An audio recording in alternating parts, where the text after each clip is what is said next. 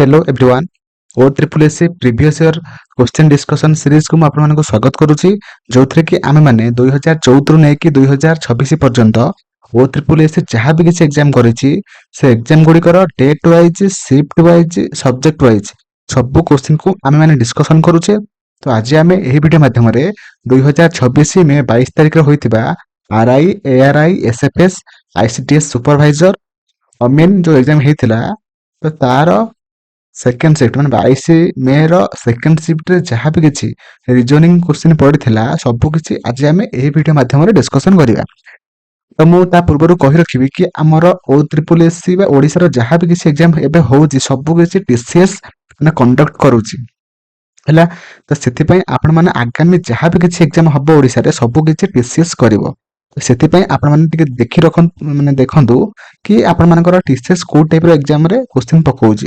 तो सही अनुसार आपण मैंने प्रिपरेशन करंतु। तो यहाँ मोर आशा कि मुझे करी आपण मैंने देखिए देखा द्वारा आप जानी पारे कि टीसीएस एक्चुअली को टाइप क्वेश्चन करुच्ची पकाउची एवं आपण मैंने केमिति करेंगे। ओके तो चलते वीडियो स्टार्ट करवा जोटा कि आपण मानकर कहि रखी कि यही सब एग्जाम बा ये सब क्वेश्चन आपण मानकर आगामी eighty assistant teacher SSP TGT ता सहित सिटी ओटीईटी ओएसटीईटी आ सहित ओ डबल एस अंडर जहाँ भी किसी एग्जाम होना कहीं ओ ट्रिपल एस अंडर जहाँ भी किसी एग्जाम होना कहीं ओडिशार सब एग्जाम बहुत हेल्पफुल हम कहीं आप देखी मैंने देखूँ ओडिशार जहाँ भी किसी एग्जाम होना कहीं सब एग्जाम सिलेबस रे रिजनिंग अच्छी। से आपण मैंने बिना डाउट रे सब क्वेश्चन को भल भाव देखूँ और करूँ है देखो आप देखिए बुझे करी। देखो फास्ट क्वेश्चन टी आपन कौन ना A B C D E F G केन्द्र को मुह करी एक गोलाकार टेबुल चारि पाखरे बसचंती। तो एफ र डाहाण पार्श्व तृतीय स्थान रे ई बसिछि है। तापर कहिछि सी र डाहाण पार्श्व चतुर्थ स्थान रे डी बसिछंती। ई र डाहाण पार्श्व दुईटी स्थान रे ए बसिछंती। डी र निकटतम पड़ोसी बी अटंती और डी र डाहाण पार्श्व रु गणिले डी एवं ए मध्य केते जण लोक बसिबे। देखो फर्स्ट आम मैंने गोटे राउंड टेबुल करदबा है के जन अच्छा A B C D E F G माने 7 जन। तो 7टा चेयर ये बसईदबा 4 5 6 7 है। तो ये से फास्ट कौन कहता है ना एफ र डाहाण पार्श्व तृतीय स्थान रे ई बसिछि धर एठी मु आपण मानकर एफ को बसईदेली। तो डाहाण पार्श्व रे तृतीय स्थान रे माने एफ 1 2 3 माने एठी के बसिछि ना ई बसिछि बुझि पाइले। ओके तो तापर कौन कहिछि ना सी र डाहाण पार्श्व चतुर्थ स्थान रे डी बसिछंती है। सी र डाहाण पार्श्व चतुर्थ स्थान रे धर मु एठी सी को बसईदेली है सॉरी सी गोटे बसैबा नहीं क्या बसे ना डी माने डी को बसैबा माने डी रो सी रो डाहाण पार्श्व चतुर्थ स्थान रे डी बसचंती। ओहो हाँ सी रो डाहाण पार्श्व ओके। तो एठी मु आपण मानक सी बसै दउछि हला एठी मु सी को बसौछि हला आपण माने मन इच्छा माने करि परिबे नाही किंतु आपण माने ट्राई करिबे धर एठी बसैके देखिबे एठी बसैके देखिबे किंतु सब कंडीशन गुडा को अप्लाई होथबो तेबे जाके आपण माने ठीक आंसर पाई परिबे हला। तो सी एठी बसैबा तो यदि सीट बसैली डाहाण पार्श्व माने एपटा है 1 2 3 4 माने एठी के बसला डी बसला बुझि पाइले। तापर कहि जे ई रो डाहाण पार्श्व द्वितीय स्थान रे ए बसचंती है। ई रो डाहाण पार्श्व द्वितीय स्थान माने 1 2 माने एठी ए बसछि है। तापर कहि जे डी रो निकटतम पड़ोसी बी अटंती। डी रो निकटतम पड़ोसी कि ना बी एठी बी बसे एठी आ तो कोड जगह नाही ना लास्ट बोलला कि ना हमर एठी फर्स्ट लास्ट को बोलला जी एठी जी बसे दबा। तो बेसी आपण माने क्वेश्चन पचारछि कहिछि डी रो डाहाण पटे माने ए डाहाण पटरे ए डी एंड ए भितर केते जण पड़ोसी बसचंदी केते जण लोक बसचंदी। तो 1 2 3 तो सठिक आंसर ताले कोन हे जिवो ना हमर ऑप्शन सी जोटा कि 3 हैला। तो option C will be right answer. Okay तो एई भली भाबरे आपण माने क्वेश्चन को करिवे टिके टाइम कंज्यूमिंग किंतु भलो क्वेश्चन हैला। तो एई टाइप रे ही क्वेश्चन भी पढुछ हैला आपण माने भाबियोनी कि खाली रीजनिंग को छाडी कि मु चाकरी पाइजी सेमिथ होबो नै सब सब्जेक्ट को किछि ना किछि करिया पड़िबो हैला एना बहुत कंपटीशन। तो परवर्ती क्वेश्चन ये कही आपण मानकू कही एसए टी यू भी एम एन ओ मध्यरु प्रत्येकंकर सोमवार रु आरंभ होई परीक्षा रविवार रे शेष होउथिबा गोटे सप्ताह भिन्न भिन्न दिन रे परीक्षा अछि। तो टी पूर्वरु केवल 2 जनकर व्यक्तिंकर परीक्षा अछि यू परे केवल जणे व्यक्तिंकर परीक्षा अछि और टी ओ एम मध्य रे केवल 3 जनकर व्यक्तिंकर परीक्षा अछि एन ओ एस एम मध्य रे केवल जणे ବ୍ୟକ୍ତିଙ୍କର ପରୀକ୍ଷା ଅଛି, ଏନ୍ଏଙ୍କ ଠିକ ପୂର୍ବ ଦିନ ଭି ଙ୍କ ପରୀକ୍ଷା ଅଛି, ତେବେ ଓ ଏନ୍ଏ ମଧ୍ୟରେ କେତେ ଜଣ ବ୍ୟକ୍ତି ପରୀକ୍ଷା ଅଛି ହେଲା ପଚାରିଛି ହେଲା। ଫାଷ୍ଟ ଆପଣ ମାନେ ସାତଟା କାଟି ଆଣିବେ ହେଲା, ସପ୍ତାହରେ 7 ଦିନ, 3, 5, 6, 7 ହେଲା। ଏଟା ହେଲା କଣ, ମଣ୍ଡେରୁ ଷ୍ଟାର୍ଟ ହେଇଛି, Monday, Tuesday, Wednesday, Thursday, Friday, Saturday, Sunday. ବୁଝିପାରିଲେ? ତ ଫାଷ୍ଟ କଣ କହିଛି ଗୋଟେ ଦେଖନ୍ତୁ, ପଢନ୍ତୁ। ଫାଷ୍ଟ କଣ କହିଛି ନା, ଟି ପୂର୍ବରୁ କେବଳ 2 ଜଣ ବ୍ୟକ୍ତି ପରୀକ୍ଷା ଦେଇଛନ୍ତି। ତାହେଲେ ଏଇଟା ଆମେ କୋଉଠି ବସେଇବା? ଟି ପୂର୍ବରୁ ମାନେ ଟି କୁ ଏଇଠି ବସେଇବା ହେଲା। ବସେଇଦେଲେ ଟି ପୂର୍ବରୁ 2 ଜଣ ପରୀକ୍ଷା ଦେଇଛନ୍ତି, ଆଉ ଅଧିକ ଦେଇନାହାନ୍ତି ହେଲା। ବସେଇଦେଲେ ଏଇଠି, ମାନେ କନଫର୍ମ ଏଇଠି ଟି ବସିବ। ତାପରେ କହିଛି ୟୁ ପରେ କେବଳ ଜଣେ ବ୍ୟକ୍ତିଙ୍କର ପରୀକ୍ଷା ଅଛି। ୟୁ ପରେ କେବଳ ଜଣଙ୍କର ବ୍ୟକ୍ତି ଅଛି, ମାନେ ଏଇଠି ୟୁ ବସିଲା। ବୁଝିପାରିଲେ? ତାପରେ କହିଛି ଟି ଓ ଏମ୍ ଙ୍କ ମଧ୍ୟରେ କେବଳ 3 ଜଣ ବ୍ୟକ୍ତିଙ୍କର ପରୀକ୍ଷା ଅଛି। ଟି ଆଣ୍ଡ ଏମ୍ ଙ୍କ ମଧ୍ୟରେ କେବଳ 3 ଜଣଙ୍କ, ଏଇଠି ମାନେ ଏମ୍ କୁ ବସେଇଦବା, ମାନେ ଏଇଠି ମାନେ 3ଟା ଜାଗା ରହିଲା। ଟି ଆଉ ଏମ୍ ଭିତରେ 3 ଜଣଙ୍କର ବ୍ୟକ୍ତିଙ୍କର ପରୀକ୍ଷା ଅଛି। ତାପରେ କହିଛି ଏନ୍ଏ ଓ ଏସ୍ଏ ମଧ୍ୟରେ କେବଳ ଜଣେ ବ୍ୟକ୍ତିଙ୍କର ପରୀକ୍ଷା ଅଛି। ଏନ୍ଏ ଓ ଏସ୍ଏ, ଏନ୍ଏ ଆଣ୍ଡ ଏସ୍ଏ, ତାହେଲେ ଏନ୍ଏ କୁ ଏଇଠି ବସେଇଦବା, ଏସ୍ଏ କୁ ବସେଇଦବା ଏଇଠି, ଆଉ କୋଉଠି ବସେଇଲେ ହବ ନାହିଁ ହେଲା। ହେଲା, ତାହେଲେ ତାପରେ କହିଛି ଏନ୍ଏ ଙ୍କ ଠିକ ପୂର୍ବ ଦିନ ଭି ଙ୍କ ପରୀକ୍ଷା ଅଛି। ଏନ୍ଏ ର ଠିକ ପୂର୍ବ ଦିନ କାରଣ ଭି ର ପରୀକ୍ଷା ଅଛି ହେଲା। ଏଠି ଭି ବସିବ, ତାହେଲେ ଏଇଠି କିଏ ବସିବ? କିଏ ବଳିଲା କି ଆଉ? ଯାହାର ଶୁକ୍ରବାର ଦିନ ପରୀକ୍ଷା ଅଛି, ନା ଓ ଲାଷ୍ଟ ବଳିଲା ଆଉ। ବେଶୀ ଆପଣ ମାନଙ୍କୁ କ୍ୱେଶ୍ଚିନ୍ ପଚାରିଛି କି ଓ ଏନ୍ଏ ମଧ୍ୟରେ କେତେ ଜଣଙ୍କର ବ୍ୟକ୍ତିଙ୍କର ପରୀକ୍ଷା ଅଛି? ଓ ଆଣ୍ଡ ଏନ୍ଏ, ଏଟା ଏନ୍ଏ ଏଟା ଓ, 2 ଜଣଙ୍କର ପରୀକ୍ଷା ଅଛି ହେଲା। ତ ଅପସନ ବି ହେଇଯିବ ଆପଣମାନଙ୍କର ସଠିକ ଆନ୍ସର ହେଲା। ତ ଏଇଭଳି ଭାବରେ ସବୁ କ୍ୱେଶ୍ଚିନ୍ କରିବେ, ଟିକେ ଟାଇମ ଲାଗିବ କିନ୍ତୁ ଭଲ କ୍ୱେଶ୍ଚିନ୍ ହେଲା। ପ୍ରାକ୍ଟିସ କରନ୍ତୁ, ମାନେ ମୋ ଏଇ ଚ୍ୟାନେଲରେ ଏବେଠୁ ସବୁ ରିଜନିଂ କ୍ୱେଶ୍ଚିନ୍ TCS ର ସବୁ ମାନେ ଆମେ ମାନେ ପ୍ରାକ୍ଟିସ କରିବା। ସେଥିପାଇଁ ଆପଣମାନେ ସବୁ ଭିଡ଼ିଓକୁ ଦେଖନ୍ତୁ, ଆପଣମାନଙ୍କର ଅଟୋମେଟିକ ଯଦି ଏଇ କ୍ୱେଶ୍ଚିନ୍ ଆପଣମାନଙ୍କୁ ହଉନି ତ ହେଇଯିବ, ମୋର ଗ୍ୟାରେଣ୍ଟି, ମୁଁ କରିଦେବି, ମାନେ କରେଇକି ଦେଖେଇଦେବି ଆପଣମାନଙ୍କର। ଆପଣମାନେ ଯଦି ଭାବୁଛନ୍ତି କି ଆପଣମାନଙ୍କର ହବନି, କିନ୍ତୁ ମୁଁ କରେଇକି ଦେବି ହେଲା। ତ ପରବର୍ତ୍ତୀ କ୍ୱେଶ୍ଚିନ୍ ପ୍ରାକ୍ଟିସ କରନ୍ତୁ, ସବୁ କ୍ୱେଶ୍ଚିନ୍ ହେଇପାରିବ ହେଲା, କୋଉଟା ମାନେ ବାକି ରହିବନି। ତ ପରବର୍ତ୍ତୀ କ୍ୱେଶ୍ଚିନ୍ କହିଛି, ନିମ୍ନରେ ଦିଆଯାଇଥିବା 2ଟି ତ୍ରୟୀ ଅନୁସରଣ କରୁଥିବା ଢାଞ୍ଚାକୁ ସମାନ ଭାବେ ଅନୁସରଣ କରୁଥିବା, ମାନେ ସେ କହିଛି କି ଏଇ ଦିଟାଙ୍କ ଯାହା ଯୋଉ ଅର୍ଡର ଅଛି, ଏଇ 4ଟାଙ୍କ ଅପସନ ମଧ୍ୟରୁ କୋଉଟା ସେମ୍ ଅର୍ଡର ଅଛି। ଦେଖନ୍ତୁ ଆମେ ମାନେ ଦେଖିବେ ଏଇଟା ଫାଷ୍ଟ ଆର ରିଲେସନ କଣ ହେଲା। ତ ଇଟା ଏମ୍ ଇଟା କଣ ହେଇଛି ନା, ଏମ୍ ପରେ ଇ ହେଇଛି, ମାନେ କଣ କେମିତି ହେଇଛି ମତେ କୁହନ୍ତୁ ଫାଷ୍ଟ। ଇ ପରେ ଦେଖନ୍ତୁ, ଇ ପରେ F G H I J K L M, ମାନେ -8 ହେଇଛି ଫାଷ୍ଟ ହେଲା। ତାପରେ ଓ ପରେ ଏଚ୍ ହେଇଛି, ମାନେ H I J K L M N O, ମାନେ -7 ହେଇଛି। ତାପରେ ଆର ଟା ଟି ହେଇଛି, ମାନେ କଣ ଆର ଏସ୍ ଟି, ମାନେ +1 ହେଇଛି। ଏଇଟା ମଧ୍ୟ ସେମ୍। ତ ଏଇ 4ଟାଙ୍କ ଅପସନ ମଧ୍ୟରୁ ଆମର କୋଉଟା ଫାଷ୍ଟ -8 ହେଇଥିବ, ତାପରେ -7 ହେଇଥିବ, ତାପରେ +1 ହେଇଥିବ। ଏଇଟା B C D E F G H I, ହଁ ଏଟା ମଧ୍ୟ -8 ହେଇଛି। ତାପରେ ଡି ଟା କେ ହେଇଛି, ମାନେ E F G H I J K, ଏଟା ମଧ୍ୟ -7 ହେଇଛି। ଏନ୍ ଏ ଓ ପି, ଏଟା ମଧ୍ୟ +1 ହେଇଛି। ତାହେଲେ ଆମର ଅପସନ ଏଟା ହେଇଯାଉଛି ସଠିକ ଆନ୍ସର ହେଲା।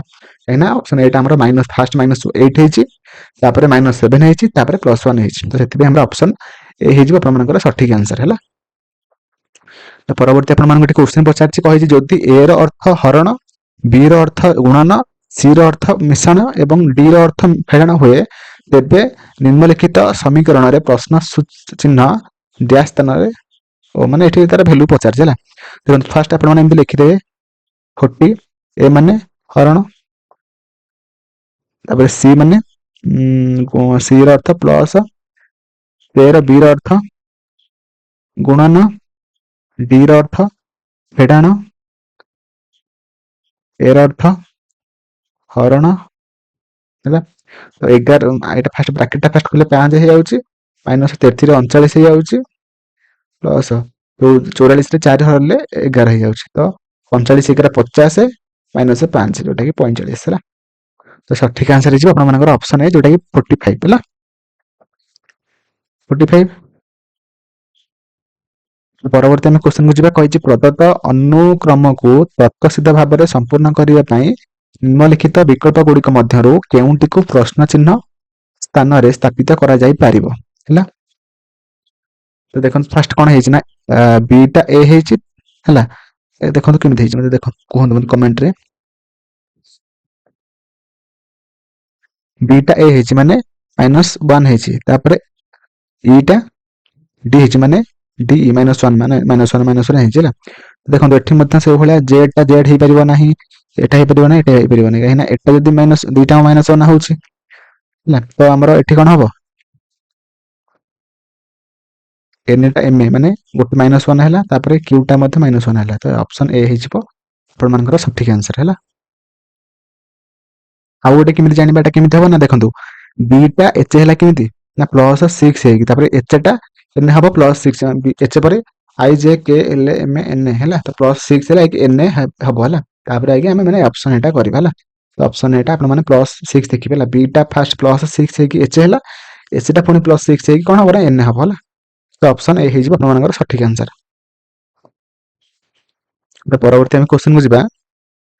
ପରବର୍ତ୍ତୀ କ୍ୱେଶ୍ଚିନ୍ କହିଛି A@B ର ଅର୍ଥ ହେଲା କଣ ନା ଏ ବି ଙ୍କ ବାପା ଅଟନ୍ତି, ତାପରେ ଏ ଆଣ୍ଡ ବି ର ଅର୍ଥ ହଉଛି ଏ ବି ଙ୍କ ପତ୍ନୀ ଅଟନ୍ତି, ତାପରେ ଏ ହାଜ୍ ବି ର ଅର୍ଥ ହଉଛି ଏ ବି ଙ୍କ ସ୍ୱାମୀ ଅଟନ୍ତି, A% B ର ଅର୍ଥ ହଉଛି ଏ ବି ଙ୍କ ମା ଅଟନ୍ତି। ଏଠି ଆପଣମାନେ କ୍ୱେଶ୍ଚିନ୍ ପଚାରିଛି ଉପରୋକ୍ତ ଆଧାରରେ ଯଦି P has Q %R and S T ହୁଏ ତେବେ P ସମ୍ପର୍କରେ T ଙ୍କର କଣ ହେବ ହେଲା। ତ ଏଟା କେମିତି କରିବେ ଦେଖନ୍ତୁ ଫାଷ୍ଟ ତ P ହାଜ୍ Q ମାନେ କଣ ଏ ବି ଙ୍କ ସ୍ୱାମୀ ହେଲା, ମାନେ P Q ହେଲା, ବି ଙ୍କ ସ୍ୱାମୀ ମାନେ Q ର ସ୍ୱାମୀ କିଏ ନା P ହେଲା, ଇଏ ହେଲା ସ୍ୱାମୀ ହେଲା ସ୍ତ୍ରୀ। ତାପରେ କହିଛି ଏଟା ହେଲା କଣ ପରସେଣ୍ଟେଜ ମାନେ QR ମାନେ ପରସେଣ୍ଟେଜ ମାନେ କଣ ନା ଏ ବି ଙ୍କ ମା ଅଟନ୍ତି, ମାନେ ଇଏ ହଉଛି କାହାର ମା ନା ହଉଛି ଆର୍ ରହୁଛି ମା ହେଲା। ତାପରେ ଆଣ୍ଡ ମାନେ କଣ ନା ଏ ବି ଙ୍କ ପତ୍ନୀ ଅଟନ୍ତି, ମାନେ ଯୋଉ ଆର୍ ହେଲା ପୁଅ, ଏସ୍ ଟା ହଉଛି ତାର ଏ ବି ଙ୍କ ପତ୍ନୀ ସରି ଏଟା ହେଲା ମାଇନସ ମାନେ ଝିଅ ହେଲା, ମାନେ ଆର୍ ଟା ହଉଛି ଏସ୍ ର ପତ୍ନୀ, ଏସ୍ ର ପତ୍ନୀ ବୁଝିଲା। ତାପରେ କହିଛି @ ଏ ବି ଙ୍କ ବାପା ଅଟନ୍ତି, ମାନେ ହେଲା ଆମର ଡି ର ବାପା ହଉଛି ଏସ୍। ତ ଏବେ ସେ ଆପଣମାନଙ୍କୁ କ୍ୱେଶ୍ଚିନ୍ ପଚାରିଛି ପି କଣ ହବ ନା ତାର ମା ର ହେଲା, ଇଏ ତା ଆର ହଉଛି ତା ମା ର ବାପା ହବ, ମାନେ ମାଙ୍କ ବାପା ଅଜା ଆଉ ହେଲା। ଅପସନ ଡି ହେଇଯିବ ଆପଣମାନଙ୍କର ସଠିକ ଆନ୍ସର, ଯୋଉଟା କି ମାଙ୍କ ବାପା। ତ ପରବର୍ତ୍ତୀ କ୍ୱେଶ୍ଚିନ୍ କହିଛି ଏକ ନିର୍ଦ୍ଦିଷ୍ଟ କୋଡ୍ ଭାଷାରେ ଲେମନ ସ୍ୟାଣ୍ଡ କୁଇପ୍ କୁ NDHEZ ଭାବରେ ଏବଂ କୁଇପ୍ ଡେସ୍କ ସାଲାଡ୍ କୁ HWWMR ଭାବରେ କୋଡ୍ କରାଯାଇଅଛି, ତେବେ କୁଇପ୍ ର କୋଡ୍ କଣ ହେଲା। ତ ଏମିତି ଫାଷ୍ଟ ଲେଖିଦେବେ, ଫାଷ୍ଟ ଲେମନ ସ୍ୟାଣ୍ଡ କୁଇପ୍ ଯୋଉଟା କି ଲେଖିଛି କଣ ତାର କୋଡ୍ ଗୁଡା ସବୁ NDHIZF, ତାପରେ କଣ ନା ଲେଖିଛି କୁଇପ୍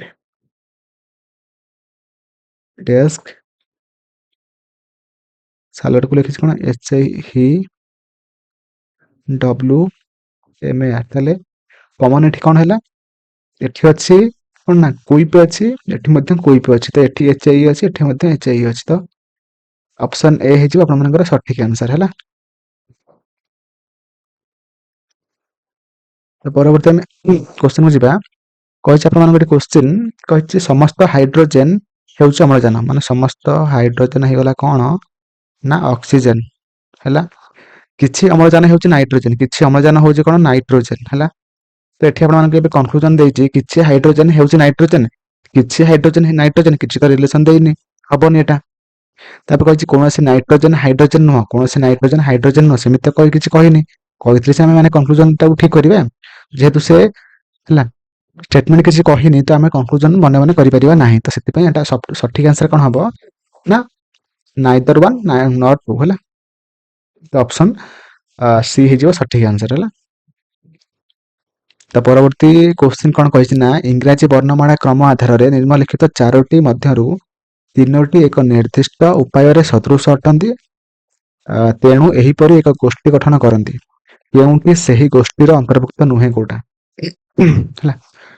ତ ଏଠି କହିଛି କି 4ଟାଙ୍କ ଅପସନ ମଧ୍ୟରୁ କୋଉଟା ଅଲଗା ହେଲା, ଜେ ଟା କେ ହେଲା, ଏ ଟା ବି ହେଲା, ପି ଟା କ୍ୟୁ ହେଲା, ଟି ଟା କିନ୍ତୁ PUV ମାନେ ଗୋଟେ ମାନେ +2 ହେଇଛି, ଏଟା ସବୁ +1 ହେଇଛି, ତ ସେଥିପାଇଁ ଆମର ଅପସନ ଏ ଟା ହେଇଯିବ ଆପଣମାନଙ୍କର ଫାଷ୍ଟ ସଠିକ ଆନ୍ସର ହେଲା। ପରବର୍ତ୍ତୀ କ୍ୱେଶ୍ଚିନ୍ ଯୋଉଟା କି କହିଛି ଶବ୍ଦ ଏୟାରପୋର୍ଟର ପ୍ରତ୍ୟେକ ସ୍ୱରବର୍ଣ୍ଣକୁ ଇଂରାଜୀ ବର୍ଣ୍ଣମାଳା କ୍ରମରେ ଏହାର ଠିକ୍ ପରବର୍ତ୍ତୀ ଅକ୍ଷରରେ ପରିବର୍ତ୍ତନ କରାଯାଏ। ହେଲା, ସବୁ ଆମର ଭାୱେଲ ଗୁଡା କଣ କରିବା ନା +1 କରିଦେବା, ଆଉ କନସୋନାଣ୍ଟ ଗୁଡା ସବୁ କଣ ନା ଆମର ସବୁ -1 କରିବା।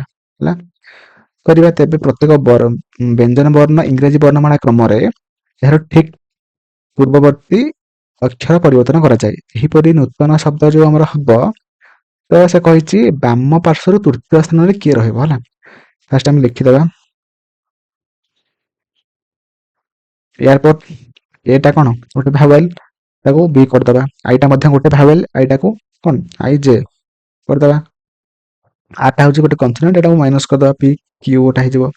ପିଟା ମଧ୍ୟ କନସୋନାଣ୍ଟ, ଏଟା ମଧ୍ୟ ଓ କରିଦେବା। ଓଟା ଗୋଟେ ଭାୱେଲ, ଏଟା ପି କରିଦେବା, +1 କରିଦେବା। ଏଟା ମଧ୍ୟ ଆରଟା କ୍ୟୁ ହେଇଯିବ, ପିଟା ଏସ୍ ହେଇଯିବ। ହେଲା, ତ ଦେଖନ୍ତୁ ଏଠି ଆମର ସେ ପଚାରିଥିଲା ବାମ ପଟରୁ ମାନେ ଏଇ ପଟରୁ, ହେଲା ତୃତୀୟ ସ୍ଥାନରେ ହେଲା କିଏ ଅଛି, 1 2 3। ହେଲା, ତ କ୍ୟୁଟା ଆମର ତୃତୀୟ ସ୍ଥାନରେ ରହୁଛି। ହେଲା, ଅପସନ ଏଟା ଏ ହେଇଯିବ ସଠିକ ଆନ୍ସର। ହେଲା, ଓକେ,